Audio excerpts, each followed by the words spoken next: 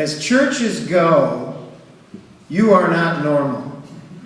And I'm an expert on normal. I can't tell you how many times people have said to me, "You're a priest, but you're not normal." So as an expert abnormal priest, I say it again. As churches go, you are not normal.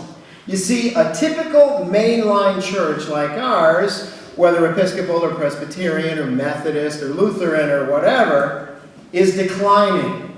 And a typical mainline church like ours is not only shrinking in members, but also tends to be stuffy, elderly, panicked about money, and kind of selfish. Now, I'm not making this stuff up. Expert studies of church life are full of descriptions of this decline I'm talking about. You are not normal. You are fun. You are generous. You have older members and you also have lots of kids. That's not normal. I have so much fun being your priest. Just ask my wife how often I will come home on a Sunday at St. Mark's, whipped but happy. Just ask her how many times I say, and I said it last night, ask her how many times I say to her, "I just love my church." Now, I can give you a bunch of examples from last weekend alone. All these stories come from last weekend. I had a fun time with the singles group telling stories they wanted to hear about my life with my daughter Marie. And then we had a wildly successful animal blessing on Saturday evening. 60 people came, 20 dogs, 1 fish.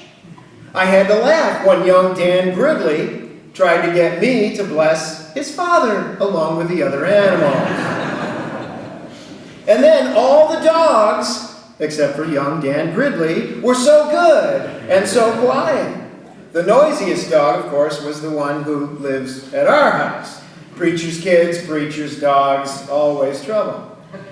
That same weekend, last weekend, a young father told me he and his wife want to officially join St. Mark's. And I know the reason. It's not because of me. It's because their kids just love the Sunday school downstairs at the 10 o'clock service. And I know this because one Sunday early in September, there was no Sunday school, and I heard this dad tell his kids that they would have to sit in church with him for the first part of the service. And the kids actually did this. Aww. They wanted Sunday school. You know, that's not normal. Last Sunday also included the monthly prayers for healing.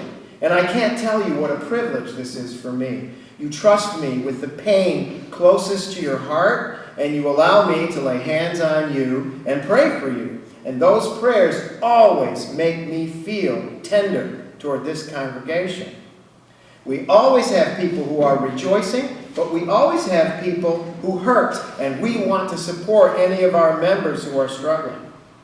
And then last Sunday after church, we had a meeting to plan fellowship activities. Our goal was to plan times for the people of St. Mark's just to get together and have some fun.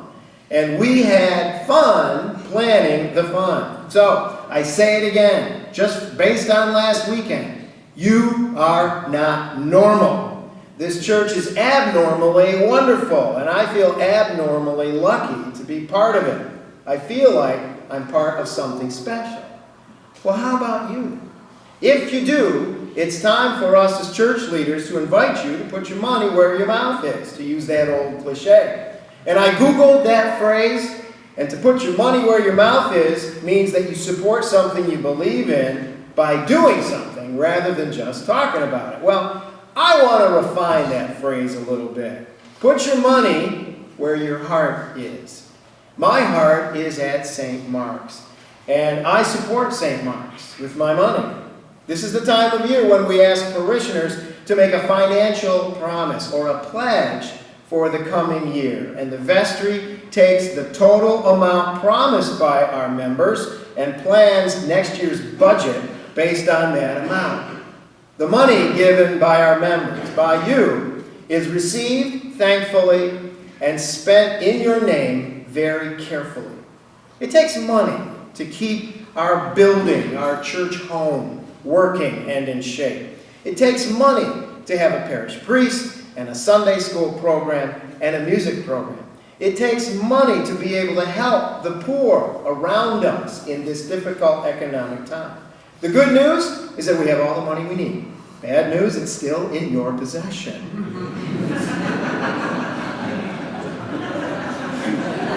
Didn't see that one coming, did you? Well, I have no problem at all asking you to promise a chunk of what God has given you to God's church.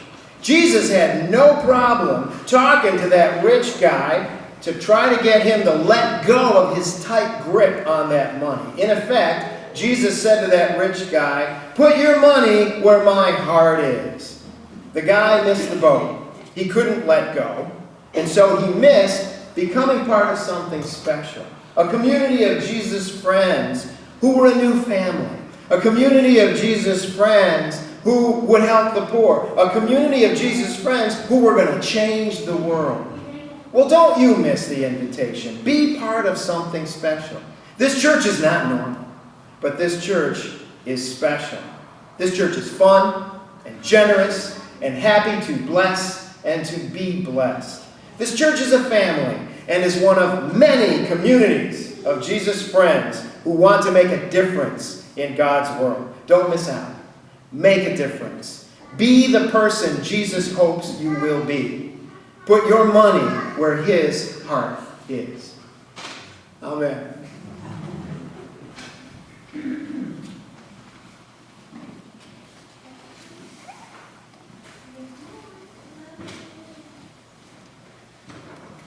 We turn to page 358 in the prayer book and stand together for the creed. Page 358.